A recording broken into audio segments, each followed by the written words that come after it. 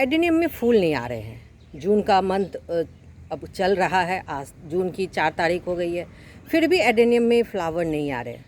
तो इसका रीज़न क्या है? मेरी टॉपिक आज यही है। जैसे मेरे ही एडेनियम गार्डन में फ्लावर नहीं खिल रहे हैं, तो चलिए मैं स्टार्ट करती हूँ। हेलो फ्रेंड्स, मैं मधु झारखंड से। देखिए, एडेनियम में फूल नहीं खिलने के बहुत सारे कारण हैं, लेकिन आज मैं पर्टिकुलर अपने गार्डन की बात कर रही हूँ। जैसे देखिए, हम लोग के लोकेशन में क्या हुआ, पूरे मई मंथ में रोज़ पानी, रात आंधी, दिन आंधी आता है, तूफान आया, पानी आया। तो इससे क्या हुआ, फ्लावर मेरे जो पूरे खिले हुए थे एडेनियम में, मेरे पूरे एडेनियम गार्डन फ्लावर से भरा हुआ था। लेकिन वो रोज़ इतना बारिश, तेज़ आंधी की वजह से वो गिर गए, ड्रॉप हो गए, और कुछ पुराने भी हो गए हैं।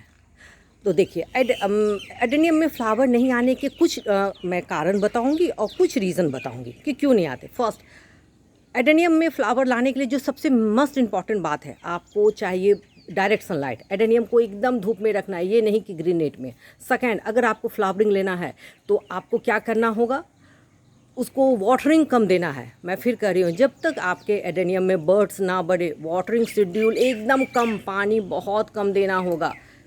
देखिए, मेरा जो इतना आप देख रहे हैं, इतना ये ग्रीनरी लीव है, इतना रीज़न क्योंकि पूरे मई मंथ हम लोग का पानी पड़ा है, यानी बरसात हुआ। बरसात के पानी में नाइट्रोजन की मात्रा बहुत ज़्यादा होती है। इसलिए देखिए, मेरे एडेनियम में कितना लीफी ग्रोथ है, फ्लावर कम है और लीफी ग्रोथ। जो भी फ्लावर खिले थे वो तेज़ हवा के झोंके से गिर गए हैं, टूट गए हैं, एक्सपैंड हो गए, और कुछ पुराने भी हुए हैं। तो मैं कहूँगी कि अगर आपको फ्लावरिंग लेना है तो उसको डायरेक्ट सनलाइट में रखिए, वाटरिंग कम दीजिए। अब रहा फर्टिलाइज़र, क्या फर्टिलाइज़र फ्लावरिंग में काम में करता है? मैं कहूँगी फ्लावरिंग लेने में फर्टिलाइज़र का रोल सबसे लास्ट में आता है। अगर आपने सही पॉटिंग मीडिया यूज़ किया है, अगर आपने पॉटिंग मीडिया के समय ही सारा न्यूट्रिएंट्स जो उसमें उसका फर्टिलाइज़र डाला है, तो आपको फिर साल भर में ज़रूरत नहीं पड़ता है। हाँ, आपको एक पड़ेगा मानसून के बाद, क्योंकि मानसून के पानी में ना थोड़ा सा ड्रेन आउट हो जाता है, सारा जो आप फर्टिलाइज़र डाले हैं वो लीच आउट होकर पार ख़त्म हो जाता है। तो उसके बाद आप दीजिए। अगर आपने बहुत ज़्यादा अपने प्लांट में, मैं फिर करें, अगर आपने एडेनियम में बहुत ज़्यादा प्रोटीन युक्त वर्मी कंपोस्ट यानी नाइट्रोजन युक्त फर्टिलाइज़र का यूज़ कीजिएगा ना, तो आपको इस तरह का ग्रोथ होगा। मेरा ये नाइट्रोजन का असर नहीं है, मेरा ये बरसात के पानी के नाइट्रोजन का असर है। क्योंकि मैं आपको बोली ना कि मैं जब एक बार पॉटिंग मीडिया बनाती हूँ, उसके बाद मैं अपने एडेनियम में कभी भी उसके सॉइल मीडिया में कोई भी फर्टिलाइज़र नहीं डालती हूँ। मैं सिर्फ फोलिएज स्प्रे करती हूँ, मुझे रिजल्ट बहुत अच्छा आता है। क्योंकि देखिए, मेरे पास ना 1-2 प्लांट रहता तो हो सकता है मैं करती, लेकिन मेरे पास 400+ है, संभव नहीं है।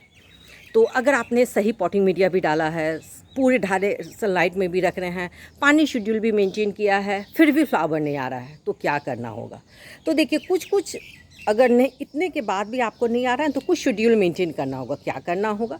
आप इसमें वो देखिए, आप पहले ये जाने फ्लावरिंग कब आता है और किससे आता है। देखिए, जब प्लांट हेल्दी होगा, मैच्योर होगा, तो उसके बाद वो फ्लावरिंग, बर्डिंग, फ्रूटिंग करता है।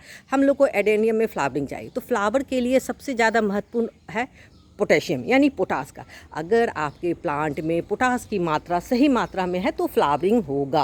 अगर आपके प्लांट में पोटास की कमी है तो फ्लावरिंग में थोड़ा सा दिक्कत होता है और फ्लावर नहीं खिलता। और अगर नाइट्रोजन की मात्रा ज़्यादा होगी तो इस तरह का लीफी ग्रोथ होगा। देखिए, जैसे मेरा है, क्योंकि 1 मंथ से इसको भरदम नाइट्रोजन मिल रहा है। जो भी मेरे पॉटिंग मीडिया में जो न्यूट्रिएंट्स थे, वो पानी पड़ने के कारण वो ड्रेन आउट करके पास आउट हो रहा है। ये भी बात समझिए, जब पानी हैवी पड़ता है तो आपके पॉटिंग मीडिया पे आपने जो भी न्यूट्रिएंट्स डाला है, जो भी वर्मी कंपोस्ट या जो भी फर्टिलाइजर डाला, वो लीच आउट हो जाता है, वो पार हो जाता है, बह जाता है। तो मेरे गार्डन में तो फ्लावर नहीं है, तो मुझे तो दिक्कत हो रहा है, तो मैं इसमें कुछ यूज़ करूँगी। तो अगर आपको भी अगर फ्लावरिंग के लिए चाहिए तो आपको पोटास चाहिए, पोटास युक्त फर्टिलाइज़र का यूज़ करना। तो पोटास में आपको क्या लेना होगा, तो मैं कहूँगी आप एनपीके का यूज़ कर सकते हैं, या आप ऐसे फर्टिलाइज़र का यूज़ कीजिए जिसमें नाइट्रोजन बहुत कम मात्रा, मतलब नाइट्रोजन 0 मान के चलिए। तो मैं क्या करूँगी, मैं इस तरह का हैवी फ्लावरिंग ले, देखिए मेरे कितने बर्ड्स बने हैं। कहना मुझे सिर्फ मैं इसमें फोलिज पे करती हूँ, लेकिन ये इतना बर्ड्स बना है, लेकिन रोज़ पानी, आंधी तूफान के चलते ये गिर जाते। रात में तो इतना तेज़ आंधी आया कि मेरा कितना पॉट टूट गया, प्लांट गिर गया। देखिए, बेचारा कितना अच्छा खिला है, लेकिन ये फिर अभी पानी पड़ेगा। देखिए, पूरे गाछ का कंडीशन देखिए, पूरा देखिए कितना पानी है। तो आप इसमें क्या कीजिए, नाइट्रोजन हटा के आप उस तरह के पोटेशियम का यूज़ कीजिए। मैं इसमें एनपीके का यूज़ करूँगी, मैं करूँगी 0 52 34 यानी नाइट्रोजन 0 हो गया, 52 पोटास हो गया और 34 पोटेशियम हो गया। 0 52 हो गया फॉस्फोरस और 34 हो गया पोटास। तो बस यही फॉस्फोरस और पोटास वाले का ही मैं यूज़ करूँगी, फ्लावरिंग बहुत अच्छा होगा। हाँ, अब आता है कि कितना यूज़ करना है। जैसे मैं कर रही हूँ, एक बार मैं आपको अपना थोड़ा सा गार्डन दिखाती हूँ, मैं फिर दिखाती हूँ। यहाँ देखिए पर्सलिन मॉस रोजी तो बेचारा मस्त चल रहा है और सारा बोगनविला है। तो देखिए, और एक चीज़, अगर आपको मैं फर्टिलाइज़र के पहले बोल रही हूँ, अगर आपके प्लांट में इस तरह का लीफी ग्रोथ हो ना, बहुत ज़्यादा, हद से ज़्यादा, उसका लीफ डिफॉल्ट कीजिए, लीफ कटिंग कीजिए। देखिए मैं अभी अरेबिकम का करके रखी और देखिए लीफ कटिंग करने के बाद अरेबिकम मेरा कितना खूबसूरत लग रहा है। देखिए इसका कॉटेक्स तो जस्ट डबल हो गया। ये मानसून के बाद मुझे इसका पॉट फिर बदलना होगा, क्या किया जाए, इतना मोटा मोटा हो रहा है। देखिए आप इसके खाली कॉटेक्स के स्ट्रक्चर देखिए। और ये मेरे गार्डन में 26 सितंबर को ये 1 साल होगा। मैं इसे ऑनलाइन मंगाई थी। ये देखिए यहाँ पे ये 7 है और यहाँ पे देखिए PSN 8।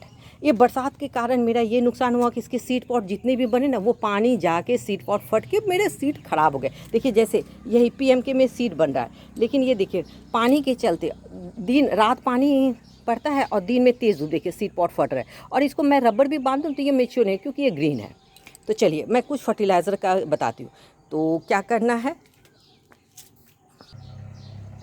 देखिए ये है 05234 का फर्टिलाइज़र और ये 2 लीटर का मेरा स्प्रे बॉटल है। तो 1 लीटर पानी में मैं 2 ग्राम 05234 का यूज़ करती हूँ। तो 2 लीटर मतलब 4 ग्राम। तो देखिए ये हुआ आपका 2 ग्राम, तो 4 ग्राम चाहिए। ये चाय का चम्मच है तो इसमें लगभग ये 5 ग्राम आता है, तो मुझे 4 चाहिए, तो इसका जस्ट हाफ लेना है।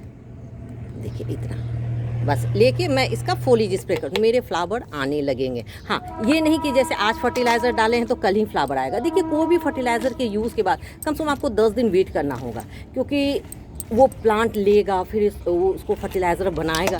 देखिए मैं इसको मिला के दिखाती हूँ। देखिए मेरे एडेनियम में बहुत सारे में बर्ड्स बन रहे हैं, लेकिन मुझे ज़्यादा मात्रा में फ्लावरिंग चाहिए, इसलिए तो बस इसको मैं स्प्रे बॉटल में ले ली हूँ और इसको बस सिर्फ फोलिएज स्प्रे कर देना है। देखिए आप इस तरह के हर एक अपने एडेनियम में कर दीजिए। हाँ, ये उस वहाँ पे मत कीजिएगा जहाँ पे फ्लावर हो रहा है। जैसे इस फ्लावर पे अगर मैं, जैसे यहाँ पे देखिए मेरा एडेनियम खिला, अगर इस फ्लावर में मैं करूँगी तो ये फ्लावर थोड़ा ख़राब हो जाएगा।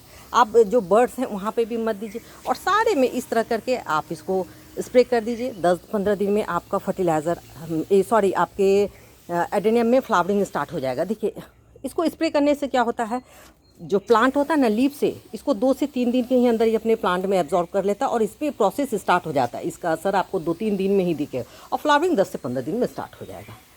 मैं ये कि अगर आप ये आप 05234 यूज़ नहीं करना चाहते हैं तो आप पिज़िया, कोई भी पिज़िया, मैं सागरिका का ही कहूँगी, बायोबीटा एक्स, या नहीं तो कोई भी माइक्रो न्यूट्रिएंट्स को 2 ml 1 लीटर पानी में डिज़ोल्व करके भी आप उसको अगर इस तरह फोलिज स्प्रे कीजिएगा ना, तो आपका फ्लावरिंग स्टार्ट हो जाएगा। और उसको डायरेक्ट सनलाइट में रखिए। हाँ, अगर आपको लग रहा है कि मुझे अपने एडेनियम में वर्मी कंपोस्ट या कुछ भी डालना है तो बस मानसून के पहले कर लीजिए। मानसून में कुछ मत कीजिएगा, क्योंकि मानसून में अगर करिएगा भी ना तो आपका सारा फर्टिलाइज़र ड्रेन आउट हो जाएगा। आई होप आपको ये मेरा वीडियो पसंद आ रहा है। अगर मेरा वीडियो पसंद आता है तो आप इसे लाइक कीजिए, शेयर कीजिए, सब्सक्राइब कीजिए, कंप्लीट फुल वॉच कीजिए। मैं फिर कहूँगी, अगर फ्लावर नहीं हो रहा है तो आप 05234 और 10050 ये 2 ग्राम 1 लीटर पानी में डिज़ोल्व करके आप फोलिज स्प्रे कर सकते हैं। मैं ये भी दिखाने के लिए आपको अभी धूप में कर रही हूँ, लेकिन जब भी आप कोई भी केमिकल फर्टिलाइज़र का यूज़ कीजिए ना, तो आप मॉर्निंग 6 बजे के पहले और 6 बजे के बाद कीजिए, नहीं तो प्लांट डैमेज होने का डर रहता है। तो चलिए मैं कल फिर मिलती हूँ नेक्स्ट टॉपिक। हाँ, कल की मेरी वीडियो है कि NPK का यूज़ कब, कैसे और कहाँ और किस तरह करना चाहिए। मैं कल उस पर एक वीडियो बनाऊँगी। मैं कल फिर मिलती हूँ नेक्स्ट टॉपिक नेक्स्ट वीडियो के साथ। तब तक के लिए बाय।